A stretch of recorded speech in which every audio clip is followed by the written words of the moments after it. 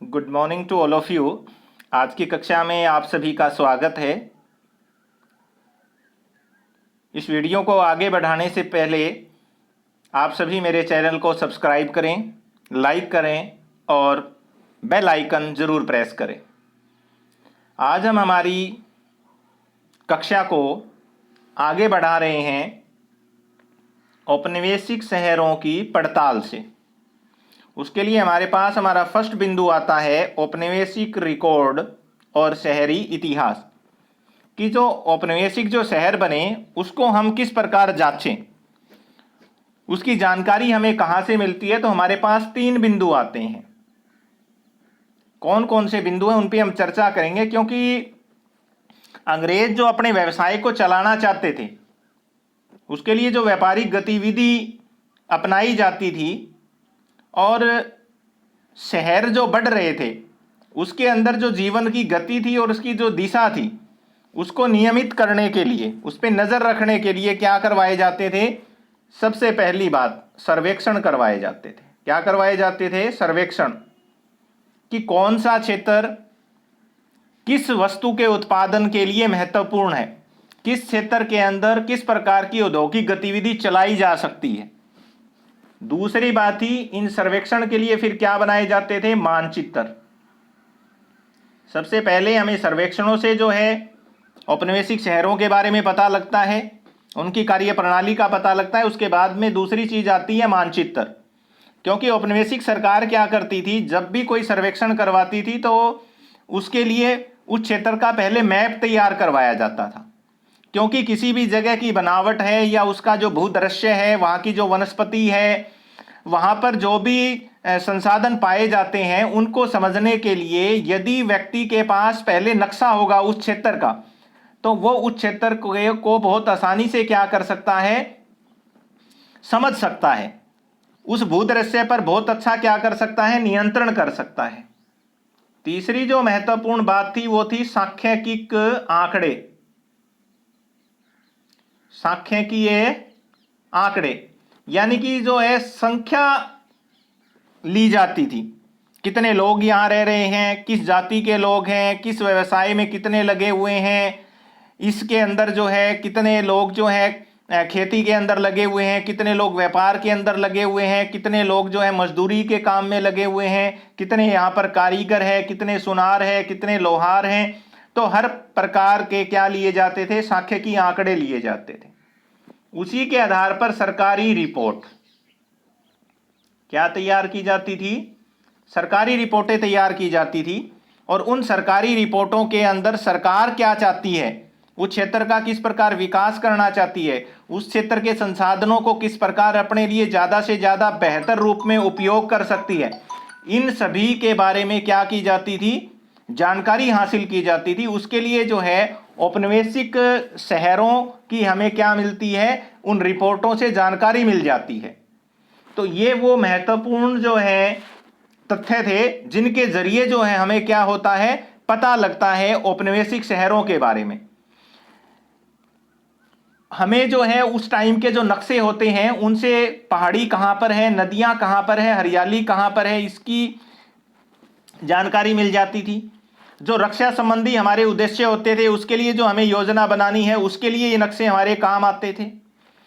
हम इसके अलावा हमें घाटों के लिए पता चल जाता था, मकानों की सघनता कहाँ पर कम है, कहाँ पर जाता है उसका पता लग जाता था। गुणवत्ता की जो सड़कें हैं उनकी स्थिति कैसी है, सड़कों का इस्तेमाल जो है किस प्रकार किया जा रहा है, इन सभी के बारे में हमें किससे पता लग जाता था? उस समय के नक्शों के द्वारा हमें पता लग जाता था। इसके अलावा नगर निगम और नगर पालिका, नगर पालिका जो है वो क्या करती थी? नगरों पे नियंत्रण रखती थी। नगरों पर क्या रखती थी? नियंत्रण करती थी। और इनके जो कार्यालय होते थे उन कार्यालयों के अंदर हमें हर प्रकार की जानकारी क्या है? मिल जाती है। क्योंकि जो नगर पालिका है वो क्या करती थी? कर इकट्ठा करती थी। क्या इकट्ठा करती थी? कर इकट्ठा करती थी। शहरों के रख रखाव के लिए पैसा जो है कलेक्ट किया जाता था। लेकिन ये जिम्मेदारियां जो हैं नगर पालिका ने किसको सौंप दी थी? भारतीय लोगों को सौंप दी थी। और लोक प्रतिनिधित्व से लेस जो है नगर निगमों का भी निर्माण हुआ होगा। किसका निर्माण हो गया? नगर निगमों का। और नगर निगमों के समय समय पर चुनाव करवाए जाते थे, और वो नगर निगमों के जो सदस्य होते थे उनके काम क्या थे? सबसे पहला काम तो क्या था? जल आपूर्ति करना। उस शहर में क्या करना? जल आपूर्ति करना। दूसरा काम था जो गले सड़े जो पदार्थ हैं उनकी शहर से बाहर निकासी करवाना, सड़क का निर्माण करना, और जो स्वास्थ्य संबंधी जो जरूरत थी, स्वास्थ्य संबंधी जो जरूरतें थी उनको क्या करना? पूर्ण करवाना। ये सारे के सारे काम उस समय क्या कौन करता था? नगर निगम करता था। और नगर निगम की इन सारी गतिविधियों का जो रिकॉर्ड्स होता था, जो भी पैदा होता था उस समय रिकॉर्ड, वो सारा रिकॉर्ड कहाँ रखा जाता था? रिकॉर्ड रूम में संभाल के रखा जाता था। इसके अलावा शहरों के ऊपर जो फैलाव होता था उसके ऊपर नजर रखने के लिए लोगों की गिनती हर एक नियमित अंतराल पर की जाती थी। इसके लिए क्या शुरू हो गई? जनगणना। पहली बार भारत के अंदर किसकी स्थापना हुई थी? जनगणना की। लोगों की जो है एक निश्चित क्षेत्र के अंदर रहने वाले लोगों की संख्या की क्या करना?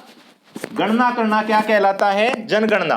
लोगों की गणना। जन का मतलब लोग और गणना का मतलब गिनती करना। और इसके लिए 1872 के अंदर परियोजना बनाई गई, लेकिन उसे अमल में कब लाया गया? 1881 में। और हर 10 वर्ष के अंतराल पर क्या शुरू हो गई? जनगणना की जाने लगी। और आज भी भारत के अंदर उसी स्वरूप को दोहराया जाता है। आज भी भारत के अंदर जो जनगणनाएं होती है वो किस आधार पर होती है? 10 वर्ष के आधार पर होती है। 2001 के बाद 2011, और अब भारत के अंदर नेक्स्ट जो जनगणना है वो कब होगी? 2021 में होगी। तो इस जनगणना के अंदर जो महत्वपूर्ण आंकड़े हैं वो इकट्ठे किए जाते थे। और यदि हम इन रिपोर्टों को देखें तो हमें लगता है कि हमारे पास जो है ऐतिहासिक जो परिवर्तन हुआ था उसको मापने की एक ठोस जानकारी है, क्योंकि इसके अंदर बीमारियों से होने वाली जो मौत है उसका सिलसिला, उम्र, लिंग, जाति, व्यवसाय के अनुसार लोगों को गिनने की जो व्यवस्था है, इससे इससे क्या होगा? हमारे पास संख्याओं का एक बहुत बड़ा क्या होगा? विशाल भंडार हो जाएगा। लेकिन ये पूर्णतः सटीक था, इसमें संशय है। ये पूर्णतः क्या था? सटीक था, इसमें संशय। संशय क्यों है? सबसे पहली जो बात यह है कि जो आंकड़े हैं वो भ्रामक हो सकते हैं, गलत भी इकट्ठे किए जा सकते हैं। और दूसरी बात यह हो सकती है कि इन आंकड़ों को क्यों इकट्ठा किया गया और इन आंकड़ों को कैसे इकट्ठा किया गया, और इस आंकड़ों को इकट्ठा करने का प्रयोजन क्या था। बहुत सी चीजें होती हैं जिसके कारण जो है आंकड़े इकट्ठे किए जाते हैं। यदि हम बात करें कि जनगणना जो होता है वो एक साधन होती है जिसके जरिए हमें किसका पता लगता है? आबादी का पता लग जाता है। किसका पता लग जाता है? आबादी का पता लग जाता है। और आबादी से हमें किसका पता लग जाता है? समाज का पता लग जाता है। उसकी जो सामाजिकता होती है लोगों की, उनका पता लग जाता है। लेकिन इस प्रक्रिया के अंदर कुछ भ्रम थे जो हमें सही जानकारी नहीं दे पाते हैं। क्यों नहीं दे पाते? उसका कारण था। सबसे पहली बात ये थी कि जनगणना का जो वर्गीकरण किया जाता था वो कौन करते थे? जनगणना आयुक्त। कौन करते थे? जनगणना आयुक्त। और उसके लिए क्या बनाया जाता था? एक फार्म बनाया जाता था। एक फार्म बनाते थे। उस फार्म के अंदर अलग अलग वर्ग होते थे, खाने होते थे। क्या होते थे? अलग अलग खाने होते थे। और इन अलग अलग खानों की भी आगे क्या होती थी? श्रेणियां होती थी। अब सबसे बड़ी जो समस्या आ गई श्रेणियों में, मान लो एक व्यक्ति कारीगर भी है और व्यापारी भी, उसको किस श्रेणी में रखा जाए? उसे किस वर्ग में डाला जाए? दूसरा, एक मान लीजिए व्यक्ति किसान भी है और वही व्यक्ति अपनी फसल क्या करता है? खुद शहर बेचता है। अब उसको किसान माना जाएगा या फिर व्यापारी? उसको किस श्रेणी में रखा जाए? ये भ्रम थे उस समय। अन्य भ्रम कौन से थे? दूसरी जो समस्या थी, लोगों द्वारा झूठी जानकारी देना। लोगों को पता होता था कि अगर वो अपने आप को अमीर बताएंगे तो समाज में इज्जत बढ़ेगी, तो गरीब लोग होते थे वो झूठी जानकारी देते थे। तीसरी जो बात आ जाती है, जानकारी ना देना। बहुत से लोग ये सोचते थे कि औपनिवेशिक जो अधिकारी है वो इनके ऊपर क्या लगा देंगे, टैक्स लगा देंगे, इनकी संपत्ति को क्या कर लेंगे, जब्त कर लेंगे। इसलिए वो अपनी जो जानकारी है वो क्या देते थे, अधूरी देते थे। झूठी के साथ साथ में क्या देते थे, अधूरी देते थे। कहीं कोई व्यक्ति जो है इनकी जो भूमि है या इनका जो पैसा है उसकी जांच ना करवा दे। औरतों की जानकारी छिपाना, उस समय का जो समाज था वो औरतों को घर की चार दीवारी तक ही क्या रखता था, सीमित रखता था। इसलिए ये लोग क्या करते थे, जनगणना जो अधिकारी आता था उनको क्या नहीं करवाते थे, अपने औरतों की जो है कोई भी जानकारी नहीं देते थे। तो इस आधार पर हम ये कैसे मान लें कि जो लोग हैं वहां जो आंकड़े इकट्ठे करने वाले थे वो आंकड़े हमारे लिए बहुत सही है या क्या है, सटीक है। नंबर 5 है स्वास्थ्य की जानकारी ना देना। जो लोग बीमार होते थे वो क्या करते थे, वो अपनी बीमारी की जानकारी नहीं देते थे, क्योंकि उन्हें पता था अगर वो बीमारी की अगर उनको जानकारी दी जाएगी तो उन्हें यहां से क्या कर दिया जाएगा, अस्पताल भेज दिया जाएगा। उस डर से वो अपने समाज से क्या हो जाएंगे, अलग हो जाएंगे। या फिर क्या होता था, जो बीमार व्यक्ति होता था वो किसी भी लाइसेंस के डॉक्टर से इलाज नहीं करवाता था। गांव के अंदर जो झोला छाप जो डॉक्टर होते थे उन्हीं से अपनी क्या करवा लेता था, वो बीमारी का इलाज करवा लेता था। इससे क्या होता था, जन्म और मृत्यु का जो है सटीक पता नहीं लगता था। बीमारी और उससे होने वाली जो मौत है उसकी जानकारी भी क्या होती थी, कम होती थी। तो हमारे कहने का भाव अब यहां पर यह है कि इतिहासकार अगर इन जनगणना के स्रोतों को अगर इस्तेमाल करता है तो उसे क्या करनी चाहिए, बहुत सावधानी बरतनी चाहिए। अकेले इन्हीं रिकॉर्ड्स के ऊपर क्या नहीं रहना चाहिए, उसे निर्भर नहीं रहना चाहिए। तो जो संख्याएं उसे मिलती है उनका बड़ी सावधानी से क्या करना चाहिए, समझना चाहिए, उसकी पड़ताल करना चाहिए।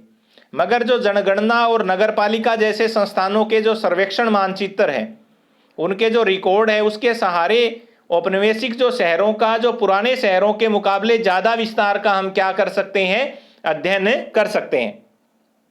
नेक्स्ट हमारे पास जो पॉइंट आता है वो आता है बदलाव का रुझान। यदि हम इन शहरों के जनगणनाओं का अगर हम अध्ययन करते हैं तो हमारे पास एक रुझान ये आता है कि 1800 ईस्वी के बाद देश के अंदर जो शहरीकरण की जो रफ्तार थी वो धीमी थी। शहरीकरण की रफ्तार जो है वो क्या थी, धीमी थी, क्योंकि ये आंकड़े हमें बताते हैं कि शहरों की जो जनसंख्या है उसके अंदर कोई ज्यादा बढ़ोतरी नहीं हो रही थी, और जो देश की जो कुल आबादी थी उसका जो शहरी आबादी थी वो केवल बहुत कम थी। कितने प्रतिशत थी, 10% थी, जो 1940 के अंदर यानी कि 40 वर्षों में बढ़ के केवल कितनी हुई, 13% तक ही हुई। तो जो अपरिवर्तनशीलता हो रही थी, जो शहरी विकास के रुझानों के अंदर जो उतार चढ़ाव जो छिपे हुए थे, वो कारण क्या था कि जो छोटे कस्बे थे उनके पास में आर्थिक रूप से विकसित होने के ज्यादा मौके नहीं थे। क्योंकि ज्यादा मौके सिर्फ किसके पास थे, 3 ही नगरों के पास थे, बंबई, मद्रास और कलकत्ता।